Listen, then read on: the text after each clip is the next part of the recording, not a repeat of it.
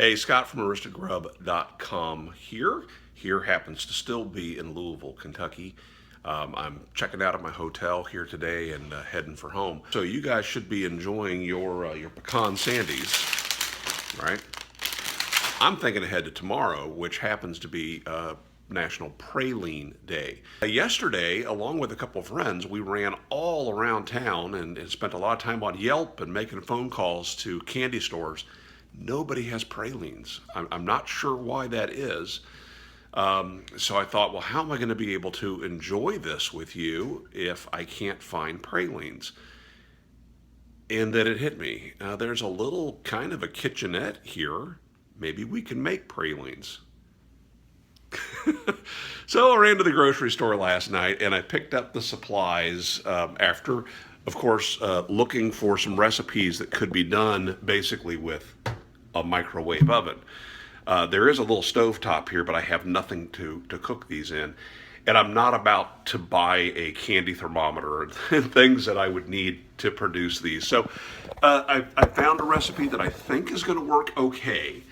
And like I said, purchase the supplies. So here's what I've got, and I will link to the recipe on allrecipes.com. I've got pecans, which, oh my gosh. I ended up buying pecan pieces. Normally this is done with pecan halves. This, being a store brand, was the cheapest I could find, and it was $5. And I thought, this is sitting side by side with almonds and walnuts. Walnuts are usually the more expensive nut. These were out of sight on price. I thought, well, what is going on? So I Googled it, and apparently the highest prices ever on pecans due to some insects and some weather issues and things like that. So who knew? I know now. Anyway, pecans. I'm working with margarine on this. I would normally think you would use real butter, but the recipe calls for margarine, so we're going to try that. Of course, I'm using imitation vanilla because that's what real people use. We should talk about this sometime. You know, Consumer Reports several times have reviewed artificial vanillas and said that the CVS brand is actually the best that they've ever tasted, and that's what we use at home. And so this is the Kroger brand. No idea what that's going to taste like. Recipe calls for heavy cream, so I purchased some of that. It calls for brown sugar, and I'm not sure if it calls for, they didn't specify whether it's light or dark brown sugar. We're going to go ahead and use the light just to be safe. And I have some aluminum foil. We'll spoon these out onto aluminum foil when we're done. So what I'm going to do is I'm going to combine the ingredients in the order that they are prescribed and get back with this, and we'll toss it in the microwave, see how it goes. Just so you know, I don't predict this channel ever becoming a real cooking show, so I don't expect that these videos will all be like this. But hey, it's an emergency situation. So I'm supposed to throw all these ingredients into the bowl, and there are 2 tablespoons of butter that goes, or margarine that goes into this. So I'm thinking what I'm going to do is to put the 2 tablespoons in first and maybe smear it around in the bowl a little bit, because I have a strong anticipation that this is going to go bad. So anyway, tablespoons are marked on the package, kinda. So I'm going to cut that off at kinda the 2 tablespoon point and smear that around in the bowl just a little bit. This is a microwave safe bowl. This is Pyrex. Happens to be in the room. So thank you, Residence Inn. All right, just put that in there. I don't have any measuring cups, I don't have any measuring spoons, and I'm missing a relatively important ingredient, that's salt. So I'm going to have to scour this kitchen and see if I can find any. But this is, this is a cup and a half, and my recipe calls for a cup and a half, so perfect. Just pour that in there. Oops. Where things get dicey is the brown sugar. So this calls for, and I have my recipe right here, this calls for a cup and a half of brown sugar. This contains about 2 1/4 cups. And when you measure brown sugar, you're supposed to pack it down into your measuring device, which I don't have. So 1.5 cups is going to be a bit more than half of this bag. So that's what we're going to do. We're just going to take our chances.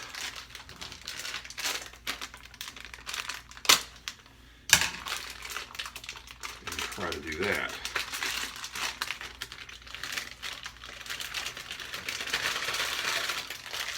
And there, that is exactly right around 1.5 cups of sugar in there.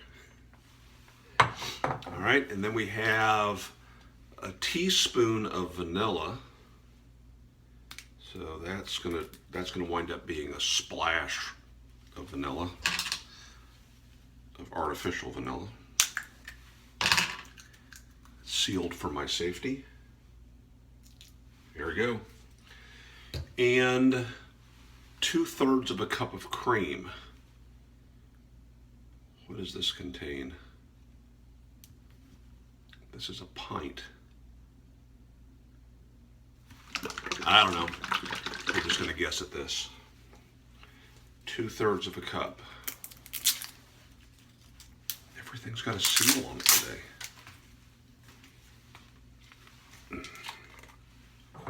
Here we go. Let's, how could this go wrong? I mean, this is bound to succeed. The problem is I'll never be able to replicate it if everything does go well. And yes, I bought some wooden spoons. I was trying to go on the cheap at Kroger's, which is impossible because Kroger's is not the place to go on the cheap. I probably should have gone to Aldi's, but I was doing the shopping last night at around 11:30, so this was the best I could do. All right, so this is going to go into a microwave on high for 9 minutes, and that's where I think things are probably going to go bad. And you're supposed to stop this at some point, at one time during the cook, to stir it. So let's give it a try. That's not bad. whatever that taste is combined, not bad. All right, into the oven. Now I think that they were basing it on 1,000-watt microwave. This one's 800 watts. Don't know how much of an effect that's going to have, but we'll find out.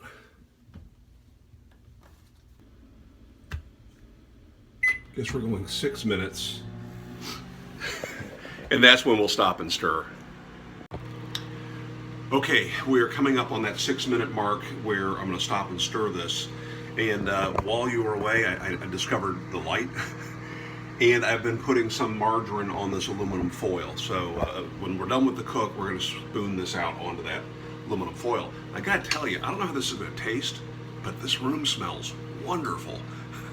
You might want to mix these up and just as aroma in your house. All right, so let's take that out and give that a stir. Everything looks like it's mixing fine. I don't see any burning, which was my big concern since we're cooking with sugar here. Everything's looking good, nice and even. We go back 3 minutes to get our total of 9 minutes. And then there's still a little bit more cooking after that. So I'm gonna go away for just 3 minutes. Okay, we're coming up on the end of our total of 9-minute cook. We're not done cooking, believe it or not. At this point, we are supposed to let this rest for 1 minute. So I'm gonna set the timer here for 1 minute. And then after that minute rest, it's supposed to get 3 more minutes on high. Now the instructions said to stir it once. I stirred it at the 6-minute point. Maybe now's the time we're supposed to stir it, but I'm letting it rest. But before I do that last 3 minutes, I just have to see how it's changed in 9 total minutes of cooking, and we'll see that. Give it a quick stir, then back for 3 minutes. Okay, our minute is just about up. There we go. check this out. Oh, wow. So it's getting much thicker, and I would say that the sugar and cream and everything have combined and have become something that would be akin maybe to a caramel sauce, like you might want to put on ice cream. Oh my gosh, this would be awesome on ice cream. So we're going to go back in for 3 minutes, and I'm going to eat this stuff off the spoon. In 3 minutes, we're going to shovel this out onto our aluminum foil and see how this works out. Okay, so the final cook is just about done. This puts us at 11 minutes of total cook time. No, it's 12 minutes. 12 minutes. And here we go, out of the microwave. Yeah, it's now really changed. Here, take a look. I can see that it's getting much more solid. Oh wow, this is really interesting looking. And then we're going to start to spoon this out onto this aluminum foil here, and we'll just make little mounds of it.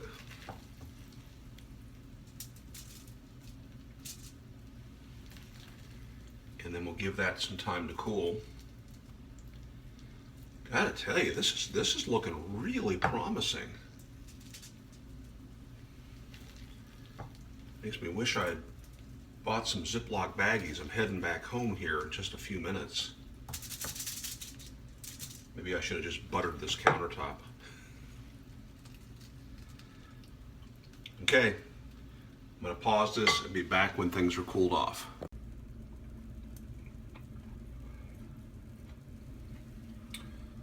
So look at those. It's quite attractive. Okay, time is running short. I still have to pack and check out. These are not quite cool, but they're pretty solid. So we're gonna give one of these a shot. Here we go. I mean, it looks like a praline.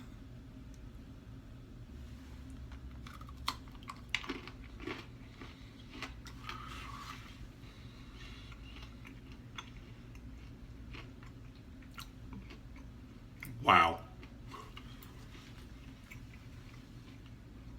I am not kidding. I don't care if you live in a land that pralines are flowing like milk and honey. You need to make some of these. This would be awesome using walnuts, using almonds. Oh, I'd love this with almonds. I wish I'd had the ability to toast those first, maybe throw them into a pan, give them a little more brown, a little more flavor. But I am blown away by this. This is not unlike the Pecan Sandies yesterday. I grew up not really caring for pralines, so I've always categorized these as a candy from my parents' generation.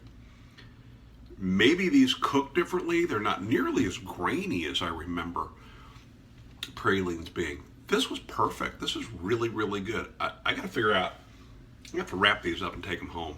Let the grandkids try them. Okay, big success. Make yourself some pralines, celebrate Praline Day, and we'll be back again tomorrow to announce the next interesting food holiday.